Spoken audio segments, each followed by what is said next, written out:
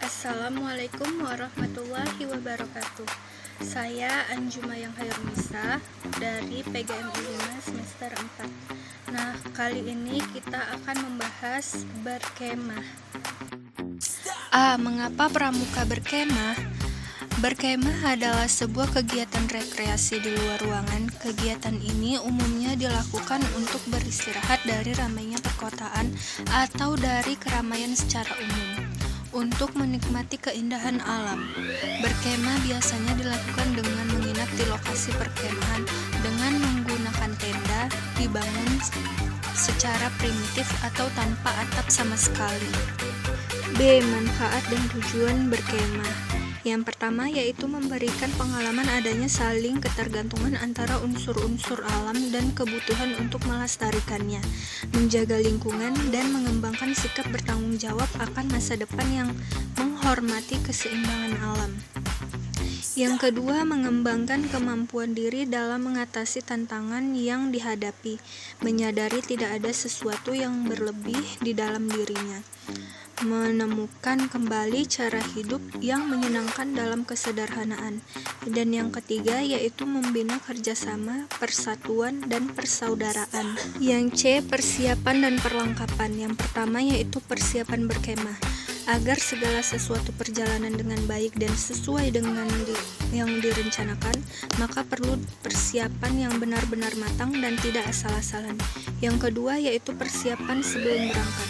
Persiapan sebelum berangkat ke lokasi perkemahan meliputi berbagai hal, yaitu sebagai berikut.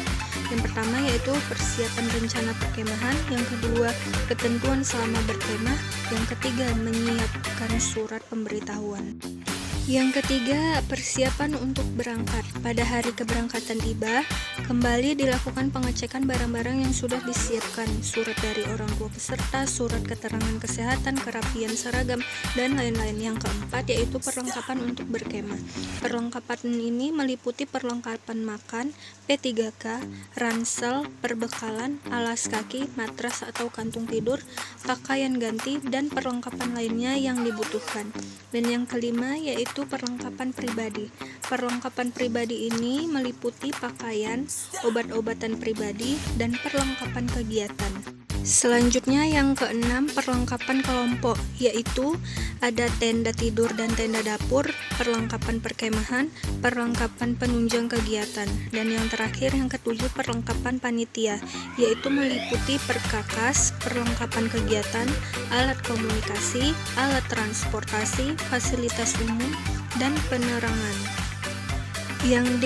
Etika dalam perkemahan. Yang pertama, hindari perbuatan tercela. Yang kedua, menjaga kesehatan dan kebersihan. Yang ketiga, waspada akan bahaya. E. Upacara dalam pramuka. Dalam gerakan pramuka dikenal beberapa jenis upacara, yaitu yang pertama, upacara umum, yaitu upacara yang dilakukan untuk kegiatan tertentu dengan menggunakan peraturan yang berlaku secara umum. Yang kedua yaitu upacara pembukaan dan penutupan latihan, yaitu upacara yang dilakukan dalam rangka usaha memulai dan mengakhiri suatu pertemuan di lingkungan gerakan pramuka. Dan yang ketiga, upacara pelantikan.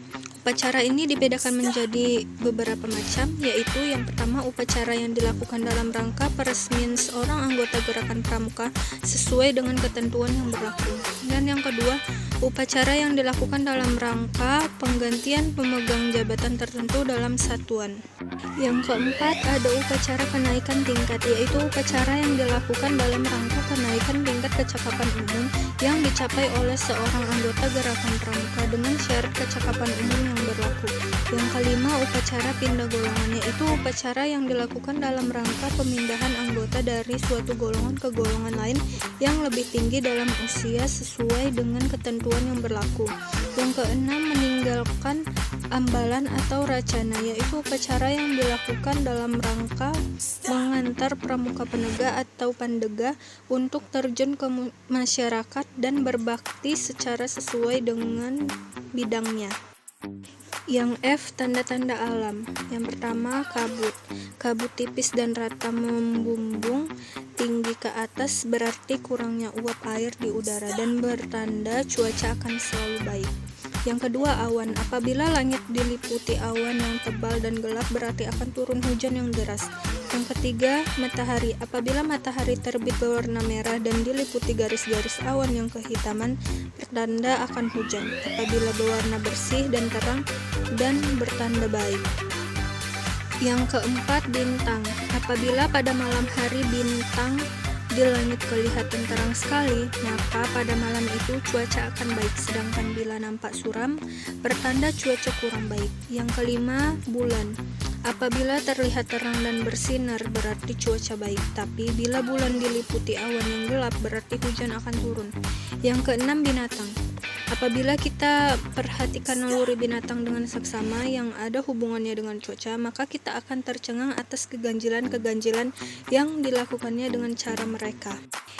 Yang G, cara mendirikan tenda pramuka, tenda alam, dan tenda buatan. Yang pertama, letakkan tenda dengan punggungnya di atas. Yang kedua, pasang tiang tenda belakang. Yang ketiga, pasang patok-patok pada pintu tenda dan tiap sudut.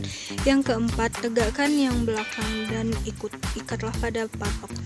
Yang kelima, tegakkan tiang depan dan ikatlah talinya. Yang keenam, ikutlah pada patok tali-tali sudut tenda itu, kemudian tali tengah, dan akhirnya tali-tali dinding. Hati-hatilah pada waktu memasukkan paku tiang pada lubang atau tenda. Sekian penjelasan pada materi ini. Apabila terdapat kekurangan, saya mohon maaf. Terima kasih. Assalamualaikum warahmatullahi wabarakatuh.